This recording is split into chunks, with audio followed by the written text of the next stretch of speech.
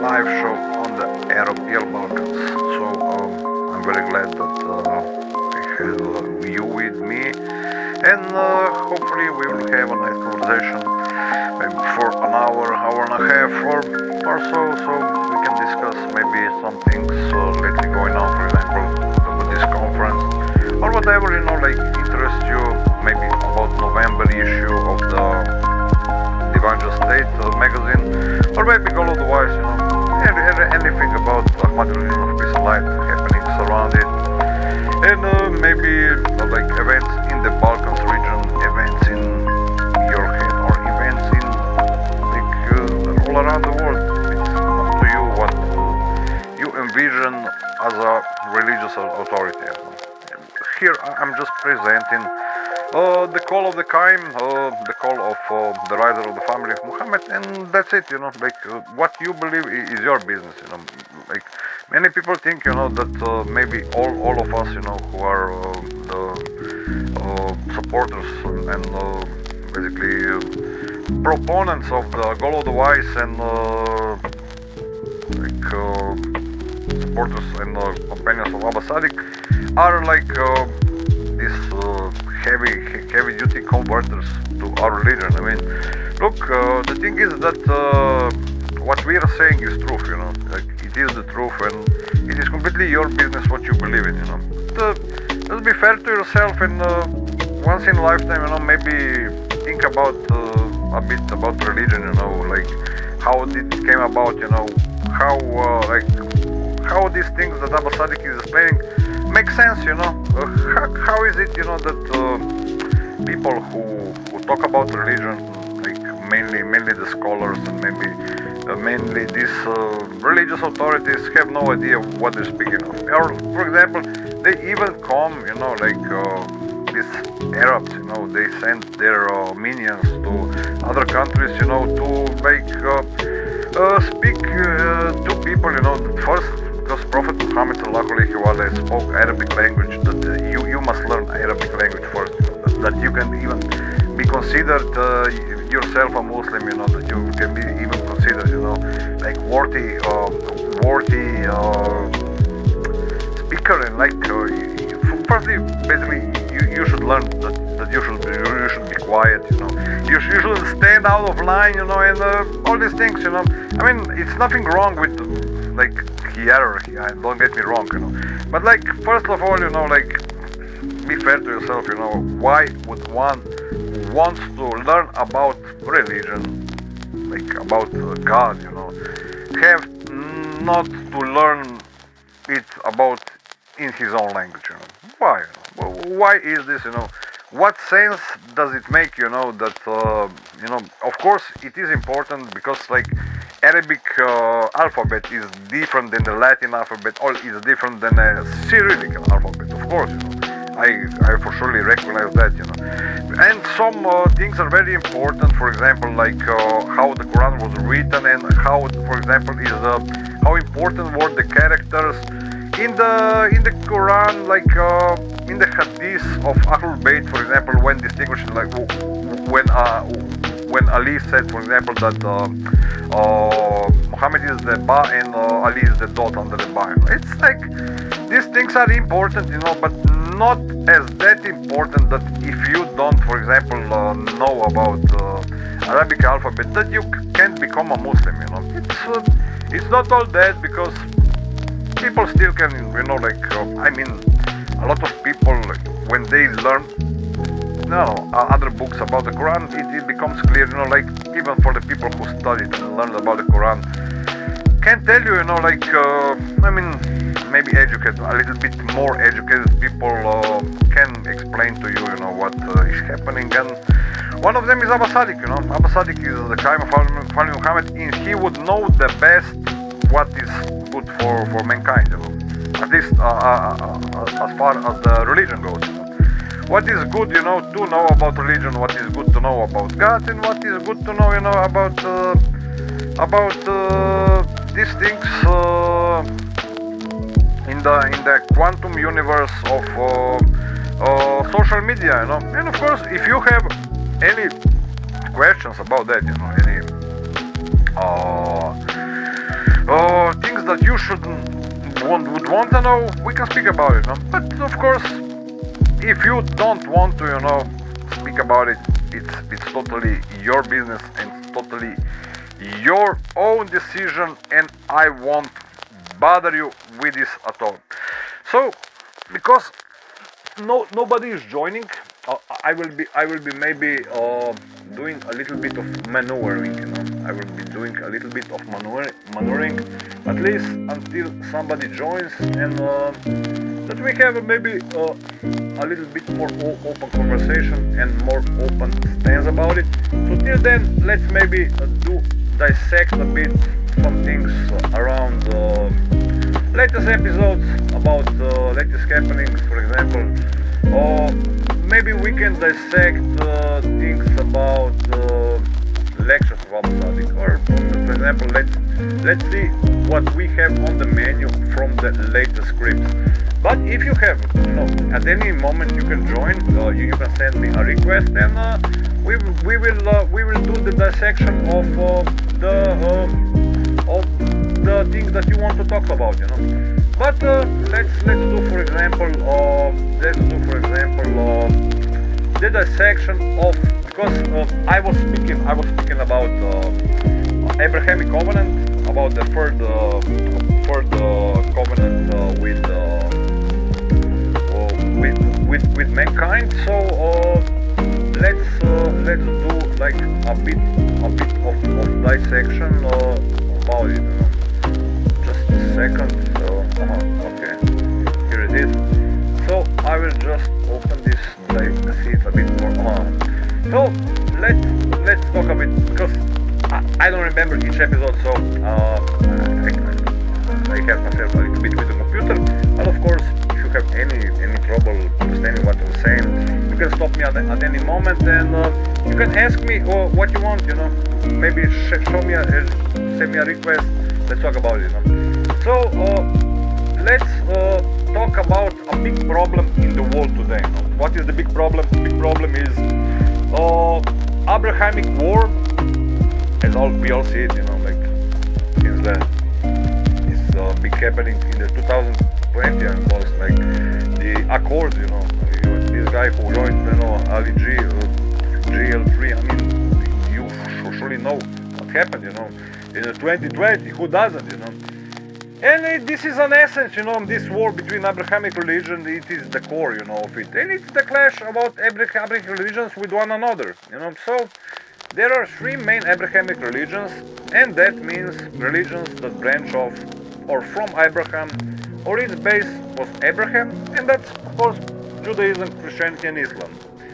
Obviously, there is a lot of different subsects and various traditions and religions and peoples that are also Abrahamic in nature, like the Mandean religion, like followers of John the Baptist are the Mandeans, or the Druzes, etc. Like these religions are Abrahamic religion. Even Mandean is not the main branch of monotheism, but it is considered Abrahamic because its descent is from Abraham. So this is clear to all, who have read anything about religion. But three main ones are the Jews, the Christians, and the Muslims. These are the three main religions, and this is basically the three the main branches of monotheism. So a lot of problems that are taking place between the three of them is due to a lack of understanding, a lack of diplomacy, and unfortunately the adherents of this faith do not behave, and a lack the same skill set that the founders of their religions possessed or had. So most importantly, it's important to talk about this diplomacy, about diplomacy between religions. The Prophet Muhammad in the Quran emphasized on diplomacy, and he emphasized that it is important, how important it is to speak in nice to people. And the Prophet was known as a great diplomat and somebody who spoke to the people according to their understanding, and who was very gracious with Christians and with the Jews, and understood where it was that they came from and engaged in conversation with them, and was able to do a lot of good. So this is it, like, Muhammad was a great diplomat, he was, and he didn't like engage like from the start, he didn't provoke nobody, he didn't like go right into frontal, thing, And then we find ourselves throughout history in situations where we have religious wars and crusades, remember. Dakle, imamo kršćanske ratove i masakre i holocaust, massacres and holocaust, and at its core, really, it is a lack of understanding. Lack of diplomacy between the followers of these religions. And certainly the same thing is true for the Jews and the things that they have committed, the massacres that they have committed towards, whether it's the Christians or Muslims, everybody is guilty of killing and manipulating and stealing and lying and branding the other as a non-believer. And we want to try to understand this phenomenon. Why is this, why is this war between three monotheistic religions happening? Many people try to know about it. Why is this happening? Why is people like Muslims and Jews and Christians? Why are they in war with each other? So Abbas Alik says, in his lecture. This is from the lecture, basically from the why the Abrahamic faiths are all at war. So I'm dissecting the episode so we all understand, and maybe talk about it. Maybe do a little, analysis why these religions are in frontal assault against one another. So Abbas Alex thinks the Jewish people, there's a lot of hurt, and he says that they're upset, and there's a lot of trauma, there's a lot of sadness, their feelings are hurt, and they don't necessarily always openly speak about it. And he thinks that a lot of the reason why their feelings are hurt or they're upset is not just because, or let's say the Holocaust, or not just because of anti-Semitism. It truly hurts somebody to be called a Jew. You all look at the Jew, and it is kind of bad, to be because anti-Semitic, especially if you are like if you are not to blame, if you're a good person, and you're just born a Jew and you didn't exploit people as such. I'm not saying that Jews are exploiting people. I'm not saying that. I'm just saying, that it's not nice to be guilty as charged, that somebody just we're the Jew. But of course, there's a difference of opinion about it. I'm not the one to decide about that, to be completely clear. So, but it is a root, I believe, that they believe that their religion was hijacked, actually, and it was corrupted, and it was twisted, and it was turned, and their religion was weaponized against them. So this is a historical fact. You can't go against that. You see, they believe in the scripture, and they think that they are God's chosen people. They do. Jews think they are God's chosen people. These descendants. I mean, they of course, for the tribe of Judah, they are in comfort, where they call the Ashkenazi Jews, or they speak Yiddish, they don't even speak the Hebrew. They are called Jews, and they call themselves the God's chosen people. If you are at that, because they believe what the scripture says, and the scriptures clearly state. Let's read. And this is something that everybody's in agreement upon. That the Muslims, the Christians, and the Jews, that at some point in time, at least God has chosen Israel and His children of Israel over all of the world. They were God's chosen people. So at one point, of course, the Israelites, there's no doubt about it. I'm not even arguing that they weren't, They were, because this is a historical part. They were called the children of Israel. So for me, for example, and I took the Shahada. See, I took the Shahada. I am Muslim, but it's no problem for me to understand that these people who were the children of Israel, they were for me were the first Muslims, basically. Why? Because they have submitted to the word of God. Muslim is the one who submits to the word of God. And it's not that how Muslims understand, mainstream Muslims, because these guys understand, that no, the Jews maybe weren't, there, and there were another people who are called Muslims, and the Muslims were the ones who were fighting against Jews. I don't know how Arabs are you see, it's like a little bit twisted here, considering the historical facts when debating these guys, because they lose their minds, they try to prove something that goes against things in the books, and that is certainly a problem, because these people consider themselves educated, and they consider themselves, like authorities in the religious sciences, but of course, when you speak to them, you see that they're very short-tempered and that they're very, impatient. They basically don't want to talk about their religion and to their points of view because it is kind of not appropriate for them, to point certain things out. It's not wise, so to say, but let's say this is open for discussion, at least at some point. So we find ourselves throughout history in situations where we have religious wars and crusades and everything. So it's between Christians and Muslims mostly, and everybody is guilty of killing and manipulating and stealing and lying and branding the other as a non-believer. So if you meet a Christian, he will say Muslim is a non-believer. If you meet a Muslim will say that Christian is a non-believer, and you have like these circular arguments when people lose their minds, and everybody, at the end, end up with a very bad karma, with the very bad things that they have to say about one another.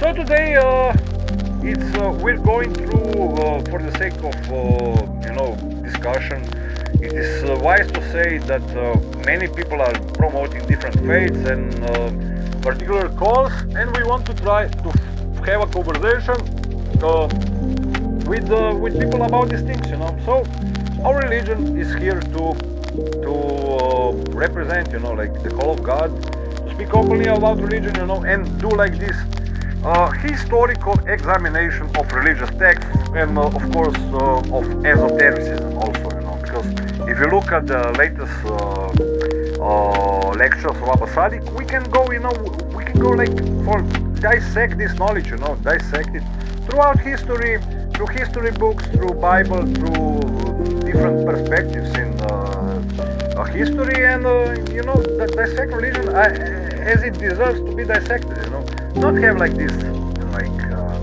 attack at the first sight, my religion says this, you should act like this and not act any other way, because this doesn't make sense, So Jewish people, they are as we say, they're hurt, and they think they're God-chosen people, so they see themselves as the origin and the preservers of the Torah, and the preservers of their stories, which have all the right to, they have, They see that without them having preserved these stories, there would be no Christianity, there would be no Muslims. This is a little bit far-fetched, that without them, if it wasn't for them existing right now, that there would be no other faith.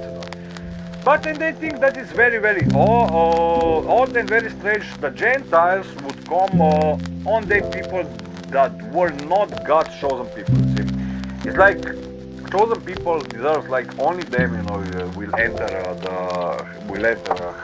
heaven, and everybody else, have like to be first the submitters to them, And then all of a sudden they would say that they're chosen people, and they base the proof of it in the Bible itself. That it's actually saying that they're chosen people. They think that's odd, they think that's strange, and they think that it's actually stealing their heritage, stealing what belongs to them, and weaponizing it against them. And so their book was stolen, the Old Testament was taken, the Hebrew Bible was taken, and it was actually a whole new book added to it. To the Bible basically was added, was stuff added, and of course a lot of things were also taken out. Like a lot of things from the Bible wasn't there anymore, and it wasn't for the people who were there, like at the time, that they wouldn't know these things. The Roman Empire, they basically a little. There were, I think, even more books, which had like a lot of sense, and there are a lot of things who are known for a fact, that they existed and they were left off. So in the older Bibles, you have these things, but online is a little bit, different. Online is maybe these things are a little bit adjusted according to certain denomination that certain people follow. Like if somebody follow particular branch of religion, it's not like advice to them that they read certain books because they don't want to get like in with the hardliners of this religion. But everything is up to discussion. So I see. Hashem Regis, walaikum salam wa rahmatullahi wa barakatuh. Peace be upon you as well, and I hope you're having a good evening and good Thursday night. Hopefully you benefit from going online. So if we dissect further, so they Jews don't believe that the Gentiles should like even be religious. They're only there for like to be slaves. So then all of a sudden they're chosen people and they ask for proof of it, and so basically the Old Testament was taken, the Hebrew Bible was taken, and it was actually a whole new book added to it, and that is basically the New Testament. So they saw that the Roman Gentiles took their book, they stole it, they corrupted the meaning, twisted the interpretations behind all the verses, they took chapters and books, like the book of Isaiah, that they say clearly, if you read from the very beginning onwards, it is talking about the people of Israel, that the people of Israel are God's chosen people. The people of Israel were chosen to make God a parent or known to the entire world. And they see that that's exactly what they did, that the prophecies have come to pass, that the Christians and the Muslims have come to know God because of these stories and the prophets of the Tanakh or of the Torah. So, there I said it. It's like these things, like if we see the chapter of Isaiah, we can get like again all over again, of it.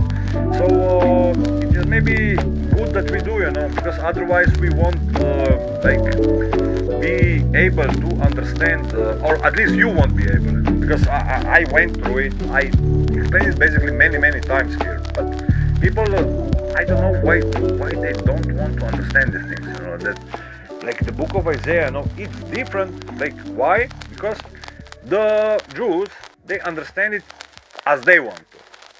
Christians, they also understand this as they want to, and the Muslims understand this as they want to. But it's not up to the people, like, and their religious leaders, who, of course, they can do that, but it's not up to them to decide that what is a certain interpretation of religious text. Why? Because the books themselves have explained that already. Like the prophets and like the successors of the prophets, which are the prophets after the prophets, and of course after the prophet the Messiah.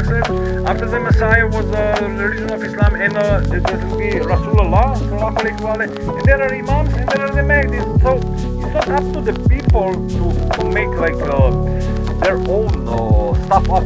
I mean, it's not. I'm not saying that it's wrong to use imagination. I completely don't. I'm not saying that.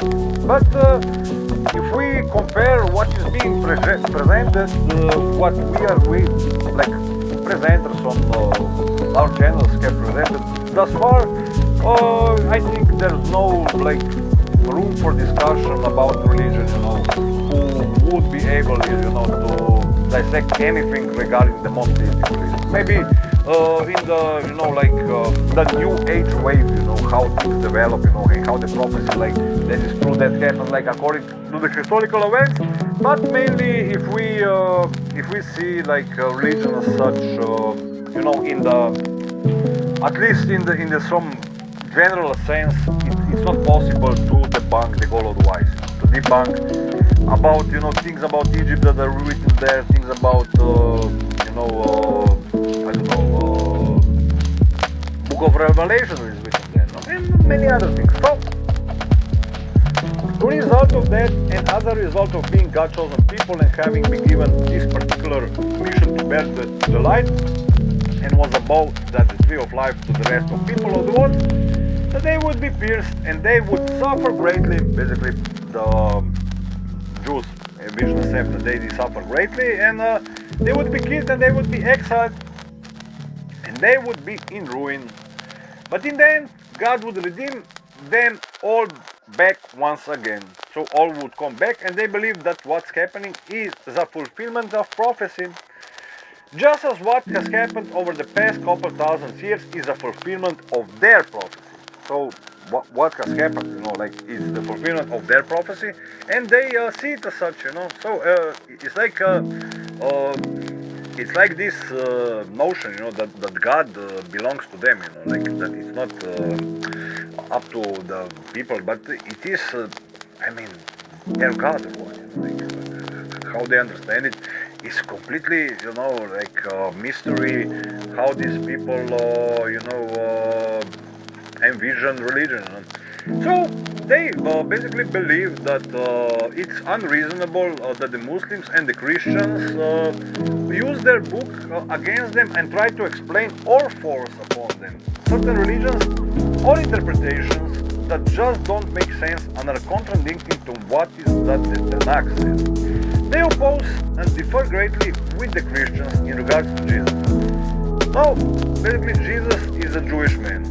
Jesus could have been the Messiah according to them because he was Jewish. So that technically he could have been, technically he could have been, but it's not like we know that he spoke Aramaic. He spoke Aramaic, and of course it's undeniable that he was speaking in that language. So let's see how they proved that he was from that descent. Salam alaikum wa rahmatullahi wa barakatuh. Sretno sana, nadam se da si u redu ove večeri. Ovdje razgovaramo dakle o ovim ratovima između plemena Izraelita i Arapa, dakle između Izraelita i Ismaelita, dakle i ovih podanika Krista koji također imaju svoja plemena i svoje porodice, svakako. Dakle, svi smo pokolenja nekih predecesora ili nekih ljudi iz prošlosti. Evo, super stvarno, evo, sretnu vožnju, ja se nadam da ćeš sretno stići na kraj puta i da ćeš se odmoriti kad dođeš inshallah. So, I'm talking in English because I have between my hands, not between my hands, on the screen, I have text in English, but if somebody joins, we can derail the debate, or, ako mi neko kaže ili šalje request, if somebody sends me a request, I can put him online and we can speak about whatever he wants, if he has any questions. So behind me is the Supremacy of God conference brochure. I made a video about it. You can see it on my channel. So hopefully somebody benefits from it. So the scripture, if we go forward with the explanation, if anybody will join. For now, nobody. They say basically that the scripture was twisted, and esoteric spiritual meanings were laid on top of it in order to make excuses for the death of Jesus and to create a whole new religion, which as its essence is actually polytheism in their sense. It's very contradicting to the message that their prophets and the messengers came with, and it leads people astray. It leads them into worshipping another calf, so to speak, another idol. It leads them to worshipping a man, a human being, a creature, a creation that made out of flesh, blood, and bones. So basically, it's psychological, basically. So, and then when you ask a Christian, okay, well, when is Jesus going to fulfill that? How did he not fulfill all of these messianic prophecies? How did he manage not to do that. They came up with the story that Jesus is going to come back once again to do it in the end time. And so here we are, we're like waiting for him. This is the argument of the Christians. We're waiting for him to come back, But if you think psychologically, like standing in front of the cross, bowing down to the idol on the cross,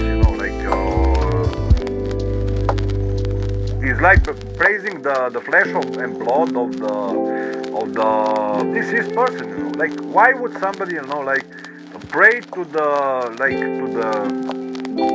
human on the cross, which was crucified, I have no idea why would somebody want to do that, but I guess it has to do with religious education and what the parents taught him. So it's not up to me to do that, but it's if you ask reasonably, according to reason and according to sense of the reason, we have common sense, what is common between people. If you ask this, maybe it's abnormal to some, maybe it's not, but I certainly would want to know, why would somebody, force me, now you must, go down. And I had that experience, I have entered, a church in Hrastovlje, for example, which is, by the way, the oldest church from the Renaissance in Europe.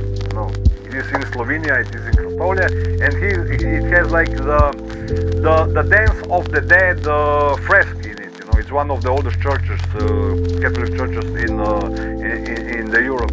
So it is there, and of course it's the person who was in charge of that church. First thing, the lady asked me, why didn't I do the cross sign? Why didn't I bow down because I don't feel like the need to, I don't feel. I mean, first of all, I'm not a Christian, Why would I, do the Trinity sign, in the name of Father, Son, and Holy Ghost, Because I don't believe in this doctrine, Why should I, believe in the doctrine of Emperor Constantine, which was established Christianity for the Roman Empire? Why should I, basically, I don't know, the academics are there, to hold the candles to the chandeliers and collect the paintballs for the religious buildings, and time moves on, But what purpose does it have, to be in charge of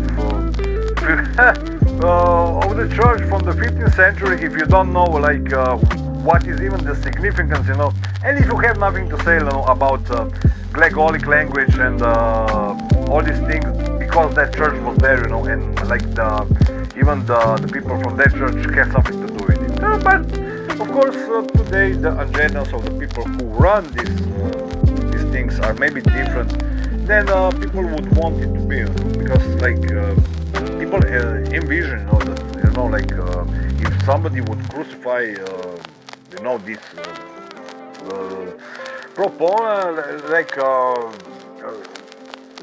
that Jesus, when he returns, he will come from the sky with I don't know what, and everybody will, he will be he will defeat Superman, X-Men, and the Marvel champions at the same time. It's it's far-fetched, it's not the doctrines, even contradict themselves, and it's good to know about religion, what makes sense out of the religion and what does it not, because religion actually, when you understand it, it makes sense, it's not that religion is there, to be there for nothing, religion is no good, but for sure, if somebody wants to discuss religion, but this for me should be able to discuss, all three monotheistic religions, and all religions in general, it's beautiful for me, to have an open conversation with somebody who believes in Buddhism or Hinduism or Taoism. If he's open-minded, I have no problem speaking to him in coherent tone and in coherent manner.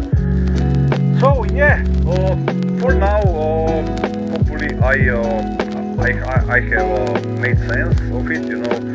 It's a bit, like I hope somebody will join me. I would maybe add more, but right now it's a little bit late, and I made a couple of videos already. So hopefully